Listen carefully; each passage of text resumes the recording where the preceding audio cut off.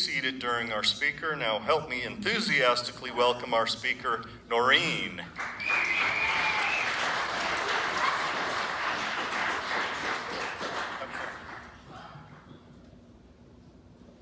Like that, enthusiastically, that's me. My name is Noreen and I'm an alcoholic. I'm so glad to be here, and you know what, I was telling Craig on the way over, I'm really nervous. I had kind of a rough morning this morning, and so my mind wants to give that my body can't deliver, And this morning, Craig decided where he's going to take me hiking up Thumb Butte. And I thought I was in shape. And he wanted to take me up, not even the fun part that goes around the back. I had to go up the asphalt, like the HOV. And I got to tell you, I didn't make it up. And I ended up getting like really nauseated and sick, and it was crazy. And then, I can't just be nauseated and sick. I have to take it someplace else. So about a year ago, I took out a life insurance policy on myself, and Craig is the beneficiary. So that SOB is going to kill me.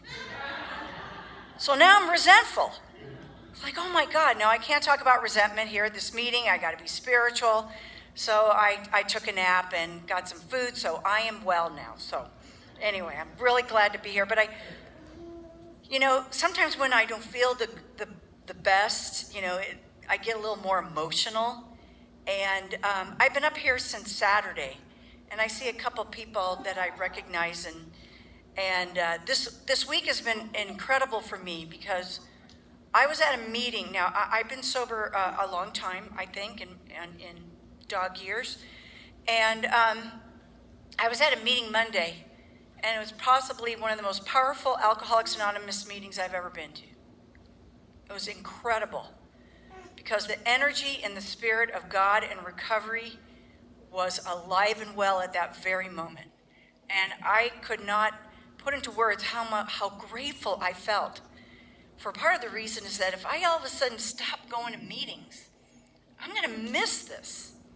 I'm going to miss what happened. And then, last night, we went to a detox meeting, and, sadly, I don't do detox down in the valley. I'm also from Tucson, and I used to do, up until last year, I used to do jail meetings, and that was really, really rewarding. Yesterday, I went to a detox meeting, and again, it was like, sadly, it was hard. I had not been around people who were so raw at that moment, like 48 hours, 3 days sober. It's like, and it's not, I'm the one that's missing out. I'm the one that's missing this. So I wanted to read this. So anytime I share, I like to read something out of the big book. I kind of think of it as my little love boat. What do I want to read that's going to guide my little talk today? And of course, there is a solution. And it says we are average Americans. All sections of the country and many of its occupations are represented, as well as political, economic, social, religious, blah, blah, blah. We are people who normally would not mix. But there exists among us a fellowship, a friendliness, and an understanding which is indeed indescribably wonderful. When I came here, I said, I want to go someplace indescribably wonderful. I'm going to go to AA. It's like, that ain't happened. This is what I love. We are like the passengers of a great liner the moment after rescue. From shipwreck to our camaraderie, joyousness, democracy pervade the vessel from steerage to captain's table. Unlike the feeling of the ship's passengers, however, our joyous escape from disaster does not subside when we go our individual ways. The feeling of having shared a common peril is one element in the powerful cement which binds us. But that in itself would never have held together as we are joined now. And the longer that I am sober, the more love and reverence I have for this fellowship. I absolutely, and I'll tell you, coming here was not easy. Just a little bit about, I'm going to be sharing my experience as a drunk and as a sober member of AA, and did everything in my power not to be an alcoholic, and I know I've shared this before, but one of the things that was really hard for me was the label. We put label on things. Oh, she's hot, well, or she's a go-getter, or he's gets it done. I didn't never want to say, oh yeah, Noreen, God, she's such an alcoholic. That label formed very early in my life. My family's from Ireland. I'm first generation Irish, and as a matter of fact, I checked off one of my last bucket lists. Last month, I went to the All Ireland Convention of Alcoholics Anonymous in Ireland. I was with my people. As they say, it was fucking brilliant. It was great, and that was kind of like the last, crossing the little shamrock over the eye of my journey of being a sober woman in AA. Because I was the only, if you can believe it, I was the only one in my family that drank. And because all the rest of my mom's family and my dad's family were still over in Ireland. They were still there. And so it was very isolating in Phoenix. I was the only, and my parents would have these parties, and and all the little old Irish guys would come over, and they'd bring their fiddle or play the records, and they sing these great Irish songs and curse the Queen. We're gonna get her. Go IRA, that type of thing. And so immediately, I know who the fun ones are. That's these guys. The not fun ones are my mother and the women. I called them the cats. They would sit there with their pursed lips and their scrunched up arms. And so I would watch that, and, because then what it was that he was the alcoholic. He was the alcoholic. And what does the alcoholic do? The alcoholic embarrasses the family. The alcoholic isn't talked about necessarily. Their families aren't invited to parties. So I understood what an alcoholic was. He's the guy that grabs the microphone on St. Patrick's Day, sings songs, they wrestle the microphone away from him, he flips the table, and he storms off with his wife and kids behind him. That's what it was. The other thing was, if you grew up in Phoenix in the 60s, there was always Skid Row, was very close, Van Buren, and near the mental hospital, and Lark, the airport. So I also understood that there was a geographical assignment, designation of alcoholics in Phoenix. They were west of 24th Street and south of Van Buren. So they lived in one area, and they certainly weren't women. And I know it seems like there's some people here, like around my age. The only woman drunk that you ever saw on TV was on Laugh-In. There was a woman named Ruth Buzzy, and she was thank you, folks, who remember that. So she was the only drunk on TV. But my restless and irritable and discontent started really early. You hear these jokes in the program, like I could have used a drink in second grade. I could have had that, and I did, as a matter of fact. My first taste was a little bit of bourbon at one of these little parties with my mom or my family, and I loved it. I loved the burn that went down my throat. So I had to keep finding that relief, and where I found that relief was with NyQuil and Robitussin and Vicks 44. And NyQuil was good because you got your own shot glass, so that was great. Even that little bit of trying to hide my drinking, I made sure to wash the shot glass before I put it on the thing and put it up. So I'm already hiding my booze. And I haven't even had my Holy Communion. I was like, my God. And the other piece of early on is that I also had that paralyzing fear. I was afraid of everything, and it wasn't helped by parents who tormented you with ghost stories and banshees and the wagon from, above that's going to take you away because you're a bad kid. So I was just a scared kid. So guess what happens when you drink? It takes the fear away. And the other thing was, I was also really dishonest, even early on. My dad, bless his heart, my lovely, lovely, sweet little Patrick father, we didn't come from much money. And my dad was blue collar. He cleaned airplanes for American Airlines. I saw the social and economic distinctions because I went to a pretty nice Catholic grade school in Phoenix. So I could see I didn't drive up in the nice car. My mother had to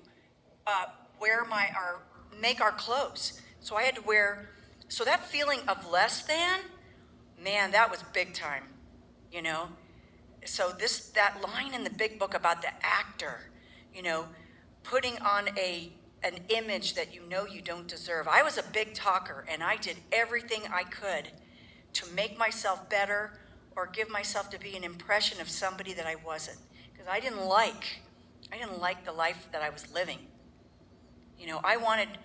I remember one time, I was also a victim of television, watching TV, Donna Reed and, Brady Bunch and Big Valley. That will come up later. But I remember my dad would come home from working hard. He would have a cup of tea and a little biscuit, and I would just be watching Father Knows Best. And the wife would show up with a martini. And she'd say, "Did you have a good day today, honey?" "Oh, yes, I did." So I remember sitting at the table looking at my mother, and I said, "Why don't you give Dad a martini?" And they're all looking at me like I'm a crazy little person, like, what is a martini? They didn't even know what a martini. I just did everything I could to change my surroundings so I would feel better. And that was just how my life was, as I went on. And my first drunk was when I was 13 years old, and we went to Ireland. I hung out with my cousins. We stole a bunch of alcohol, which was great. And it was just like Bill's story. I had arrived. All of a sudden I was funny, I was beautiful, and then I had something to brag about. So I come back to Phoenix, I got drunk. So everything I did surrounded by alcohol. So I made sure all my girlfriends got drunk. We figured out ways to go to the U-Totem and buy beer, We would do that. And from the time I was 13 to the time I was 28 years old, I never, ever not thought about alcohol. I wanted to get drunk at the football games. If I would sneak over into your house and I would take your drink, and never, ever once did I ever think that this was not normal. For me, after a while, it got to be a bit of survival. I have to survive to do this. And I remember, comparing myself to others as they drank and, watching other people drink their drinks down. And I wanted to make sure it was a lot of work. When people come into AA and said, "Oh my God, these steps, you gotta be kidding me. I gotta do service. I gotta do this, I gotta do that." I thought, just try staying drunk. I'll tell you, it's a lot more work to stay messed up than it is to be in this program. I actually find it very easy to be here. And part of the reason that I'm so happy to be here is because I want to be here. I want to be here. And I never, ever would ever want to do that. And, the other thing, my first, where I started hearing about Alcoholics Anonymous was Ann Landers. So do you remember anybody remember Ann Landers? It's still this same group over here. Ringers. Ann Lander was an advice column. So, "Dear Ann, my husband drinks too much. I want to kill him.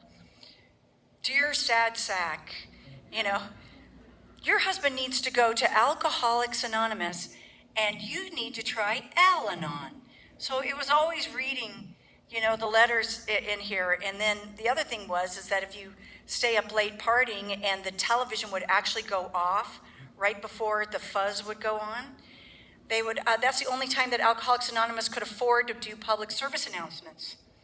So right before TV went off, there would be these sad sacks, mostly men, sitting around in a group and talking about, if you have a problem with alcohol, we're here to help. Alcoholics Anonymous. And I'd be like, shut it off. There we go. A little bit more before I get sober, I had one geographical. I hear people say, oh, I went to Guam, oh, I went to Hawaii, or I flew a jet to New York City. I took my car to Greer, Arizona for my one and only geographic. And I worked at the Molly Butler Lodge. That was a really fun place to work at because there was a lot of drinking and so on. And when I think about things that I did to people just to get a drink, I never, ever, ever thought I hurt anybody, ever. And there was a guy named Glenn, and Glenn was a Korean War veteran, and he had a plate in his head, but he was a veteran. And on Tuesdays in Springerville at the VFW, you could drink with a veteran for like 15 cents or 25 cents. So, and I was like working the room to find a guy. I'd say, you a vet? Not like you got a job. It's like, you a vet? This guy, Glenn, he was not allowed to drink because if he drank, he would have seizures. He had to take medicine. And if he drank, it would kill him. But Glenn had a really nice Newport, like a 1976 Newport with no shocks. So if you've ever driven from Greer to Eager, 21 miles of beautiful ribbony. It was beautiful. So here we were in this Chrysler Newport. Yeah! And I had like $2, so I knew I could buy the whole place a round of drinks. So we got totally, blotted, took the Newport back to Greer, and if you've ever been to Molly Butler Lodge, they have this gigantic window, and all the women, the cats of Apache County, they're all standing there waiting for me, waiting to kill me. And as sober as I am right now, this woman, she wanted to kill me. And she said, do you realize what you could have done to him? And I'm like, hey, you need to keep a better eye on your old man. I'll tell you, that is one amends that I could not find them. That is one, but at any moment I would make amends to Terry and Glenn for what I did. But at that moment, it was like, Chrysler Newport, VFW, I'm out of here, My sobriety date is August 23rd, 1986. And again, when it talks about gradually things got worse, the people that I used to hang out with don't want to hang out with me anymore. I'll let go from jobs because money is missing. I don't know. I stole from every employer that I ever worked at that I had available cash. If you press the button, the door comes open, it's mine. It's your fault for allowing me access. But again, I would rationalize that behavior, but never, ever, ever equating that I might have a drinking problem. I call it kind of like my spiritual tsunami. And what it is, if you guys want to know how a tsunami works, it first backs up like this, and it just collides down. In February of '86, my drinking really started to take a really bad turn where it was, I'm blacking out all the time, I'm calling in sick. I had a great job, I don't know how I got it. I had a great job, and I can't come to work. And I am lying to them. I'm lying to them about various reasons and making up stories. But I was raised, Catholic, obviously, or Irish, most likely, or Catholic, but so I had that. I'm one of those that had a problem with God, because by this time it's like there is no way God would want anything to do with this girl, no way. But I'd still have these moments where I'd suppress these thoughts, that I'd be like talking to myself, I am a good person. No, you're not. You're doing these things. There was always the conflict. And then I had to stay sober. Now the fear is even now compounded, because now I'm thinking, what was that lie I told him? How am I going to cover that check? Oh my gosh, please don't let me be pregnant. Those things. So I would say these prayers, but somehow deep down I didn't think that God would ever want to have anything to do with me, ever. And, I have a daughter who is her mother. And I've listened to lots of other women in meetings, and they're like, I knew I was an alcoholic when I was 18. Things just aren't that bad. I'm just not ready to do this. And even my own beautiful daughter, my own gorgeous, beautiful daughter, it kills me to see what's happening, because her mother is armed with every solution, and my daughter doesn't want it. But my daughter even says I'm an alcoholic. But that word would never even come out of my mouth, ever. Would never come out of my mouth. I did a lot of other substances, that allowed me to drink more, but I'm just a drunk.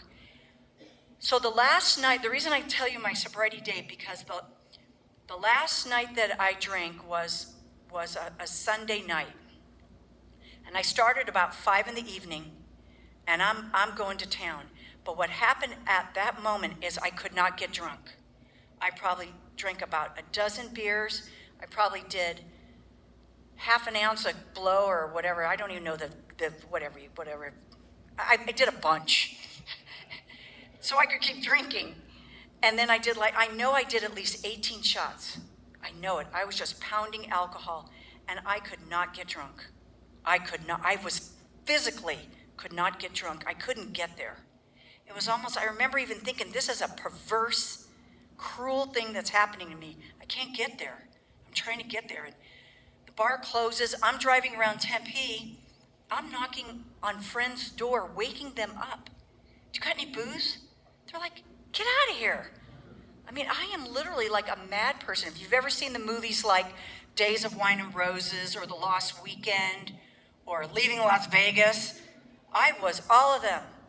Girl version, I was all over Tempe. And now it's 8 a.m. And I'm sitting, and I love it, the 7-Eleven is still there at McClintock and Apache. I sat outside in my car. I was trying to figure out, how am I going to run out with a 6-pack of beer? How am I going to do it? Like Johnny Unitas or something. I don't know, but I went to this guy's house. Again, I knock on the door. He's putting his tie on to go to work. He's like, God. I'm like, got any beer? He's like, just go pass out. But what happened is that he went to work, I went into his room, and I just either fell on the floor or ended up on the floor, and I just said, I can't do this. I can't do this. And you guys, the obsession to drink left me at that moment, at that instant. And that's how God had to take me, this dumb Mick, he had to take me that way. Because I did feel like there was a light in the room, maybe because it was 9 o'clock in Phoenix in August.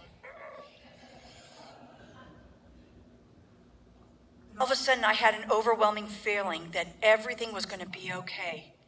And the next thing you know, I went in and I called my mother, and I called this psychologist who wanted to help me. See, he kept saying, Noreen, we need to address your drinking. And I'm like, I'm just sensitive and misunderstood, Even though, I'm driving around, I think nothing's wrong with me. I'm driving around, when I step on my brake in my car, bottles roll forward, and then it's not even a V4, it's a V2. When I gun it, the bottles roll back. Every time I turn left, the horn goes off, you know. But I'm good, you know. I had the bungee cord trunk deal, you know. But no, I had it all together. I said that prayer, and now all of a sudden I come to at a meeting. And I'm like, oh my God, I'm here. And I did not want to be an alcoholic. So I went to another 12-step group because it sounded better. You know, it's like, you know, saying you want to be an addict, not an alcoholic. It's like putting a wig on a pig, man. You're still a pig. You know? But I thought it was edgier. So again, I'm trying not to be so bad. You know, I'm an addict. And did you ever do dope? No. Did you ever do mushrooms? No. You know, it's like I was such a lightweight.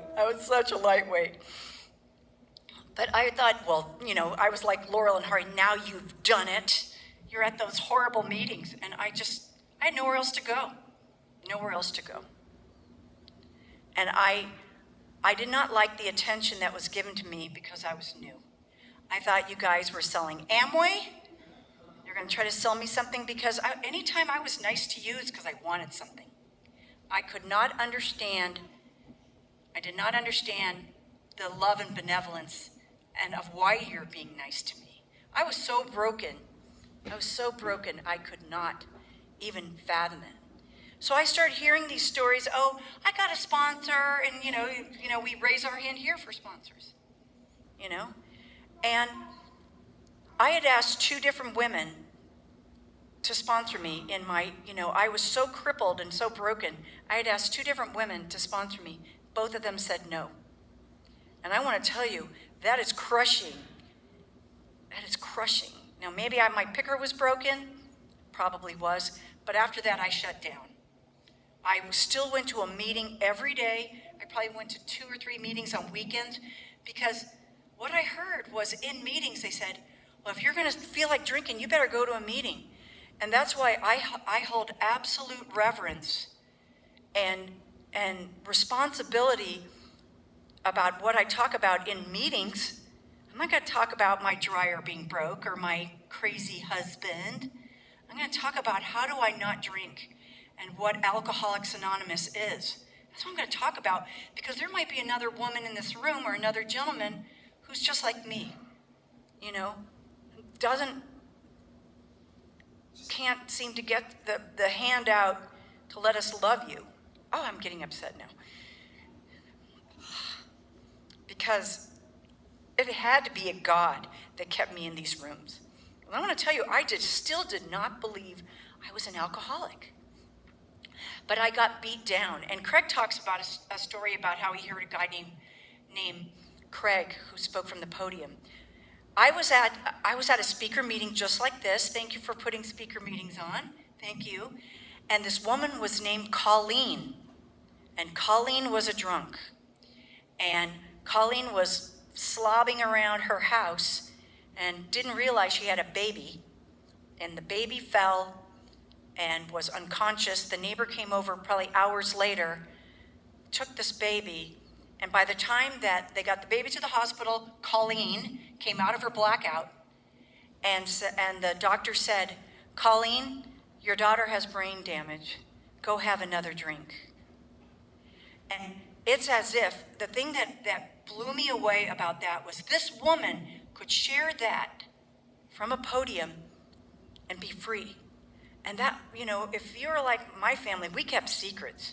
You don't talk about the alcoholic. Remember, we keep those in the closet. You know, you don't say that. And I was more blown away that this woman could speak that. So that's why when I'm at a meeting, I hope to give you hope. Because I'm obstinate. I mean, I finally got a sponsor when I was 1 year sober. 1 year. And I was grateful to get into a really good group because it was Big Book and it was the traditions. And I was just ready, and I'll never forget that I was at a meeting and I finally fully conceded to my innermost self that I was an alcoholic. And I had tremendous sadness. I knew I belonged. And after that, I threw myself in. I actually got very involved in YPA. Back then it was called YES, Youth Enjoying Sobriety. And that's where I came alive. But guess what I did? When I was about 6, 7 years sober, I decided I'm going to find me a husband. I'm going to marry that guy. And then I decided I'm going to get a good job. And I stopped going to meetings. I stopped going to meetings. And guess what happened? My irritability, my discontent, my resentment, my snarl came back. But the worst thing that happened during that time, and I actually didn't even stop going to meetings for that long, it was just amazing to see how quickly I could get messed up by not participating in AA. And when I was trying to get back into meetings, when I was trying to get back in, if you were laughing and sitting up in the front and doing the coffee and doing cocos, I'm hating you all. I'm hating all of you. But I thought, the worst thing was I lost my conscious contact with God. I lost it. And I thought I had a moment of clarity that even if I have to sit in the front row and wash coffee cups and do a commitment at every meeting I'm at, I'd rather do that. Just hope that maybe God will come back into my life. My God. Because now the God that I have is the most wonderful. I remember being at 48. There was this little Mexican guy. His name was, what was his name? Felix. And Felix had a club leg. And I was doing my usual, Catholic whining talk. Oh, he'll never forgive me. And so after the meeting, he pulled me aside and he said, what kind of God do you want? And I said, I want a God that loves me. I want a God that forgives me. I want to be able to feel him in my chest. I want to feel it. And I want to know he's there. And he just goes, that's your God, man. And I'll never forget that. That was 37 years ago. And I can still remember that. That's the beauty of, he spoke my language. He spoke like no one else could. And my life has been just my life. Sometimes we get this feeling that just because we're alcoholic in AA that we're exempt from heartache. I've had a lot of stuff happen, and at 18 years of sobriety, I lost my job. I was scared. I didn't know what to do. And, my sponsor made me drive senior citizens to AA meeting. I'm like, no, I got to get a job. I need to lose 10 pounds. I need Botox. And she's like, no, you need to take Ellie and Henry to meetings.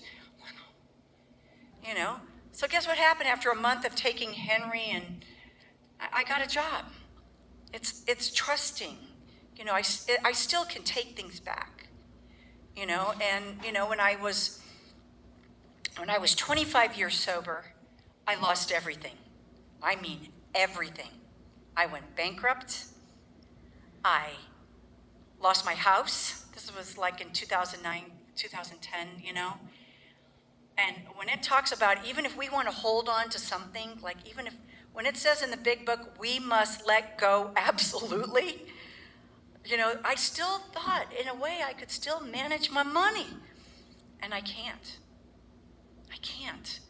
And the thing that also happened during that time is that I still had my ego, which was I can't let people know at 25 years of sobriety that you lost everything. I still had that. That's why this is the Savior here. It's when it talks about this must continue for a lifetime. Look for selfish dishonesty, resentment, and fear, When I finally got totally honest about my finances and did everything that I needed to do, guess what? It didn't just turn around. My life turned around in a big way because now all I am doing at 25 years of sobriety on is doing AA. That's all I'm doing. It really is, and Garrett said it last night, it's for fun and for free. And that's when I started going back and doing jail meetings. They may look at me, because that's how I judged you. If you were beautiful and put together, I thought she's not an alcoholic. She's a do-gooder in disguise. She's probably going to try to convert me, you know. I did not understand the beauty of what this program does from our heart on the inside out. That's the smile and the freedom that we have from doing, just not drinking and doing some steps and doing it, you know. But the big thing for me now is I live and love a vision for you.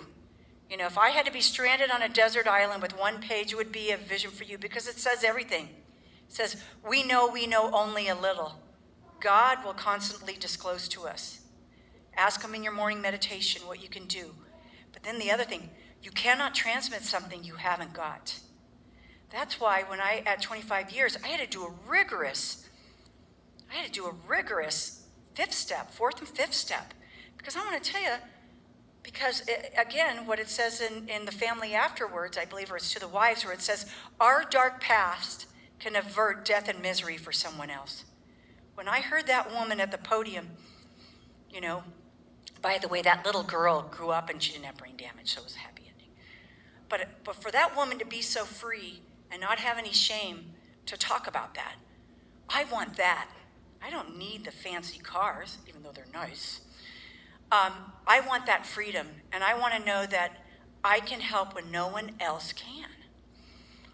And I'm going to wrap it up in just a little bit, but something happened just this past year. My younger sister, I have a little sister, and she really bore the brunt of my alcoholism and my terror growing up. And but she was also a bully to me. I mean, I was skinny, I was like Twiggy, she always beat me up. So it was a very contentious relationship. And throughout all of our relationship, I was either in or I was out. It's kind of like that Irish thing, you know, the Irish Alzheimer's, they hate it. They remember everything but the grudges, you know, or they forget everything but the grudges. She just remembered all the bad stuff I did to her. And a year and a half ago, she decided she wanted nothing to do with me ever again. So she wrote me this long letter telling me how messed up I was. And I was just like, oh God, not again. Well, a year ago, actually last week, she got diagnosed with glioblastoma. And if anybody knows what that is, it is a grave, horrible brain cancer. Horrible, horrible brain cancer. I mean, you do not live. And when I heard it, and ironically, this is where you just can't even imagine it, my own sponsor, her son had just died 4 months prior of the same brain cancer. So my sponsor couldn't even really grieve her own son's death, and now she's helping me with my sister. I knew that I wanted to mend this relationship, and I didn't know how to even approach her, because throughout our life, there's many times that I tried to reach out with her, and she'd be like, no way. But I knew that when we say divine love conquers all, I had no fear. And that's when it says you are given the power to carry it out, the power. So when I am doing God's will, God's going to give me that power. Because I was also scared that now I know that my sister's going to die. So for the last year, I've been flying back and forth to Seattle, seeing my sister. And I broke her down, just like you guys broke me down. I broke my sister down. And I just say, I love you. I love you. You're the most important person to me. And I saw her a week before she died. And I want to tell you guys, talk about a spiritual experience. I was holding her hand. And I said, I love you so much. And she had been in and out of a coma. And I want to tell you, she opened her eyes. And her eyes were so blue that I saw her soul. And after that, you know, she didn't speak again, and she died a few days later. But I faced my greatest fear, which was rejection and sadness of losing a family member. And it was one of the most powerful spiritual experiences I've ever had. And just this past weekend, I was in Seattle because her son, that was one of her dying wishes, that I could be there for her son as he graduated from college. So I flew to Seattle last weekend, and I was there for him. I was a social, sexual retard getting in here. I do not how to talk to you. I'm a misfit. I say inappropriate things. You guys taught me how to not say dumb things. You taught me how to dress appropriately. You know, you taught me how to face grief. You know, I remember if someone I knew died, I would move apartments because I couldn't face, couldn't face those things. And this is what's happened in my life just because I drank too much and I said one prayer. That's what happened to me. So if you're new, or even if you're like one of me being a 10-year, throw yourself back in. That's what I did. And I have a life better than I ever could have imagined. So thank you very much.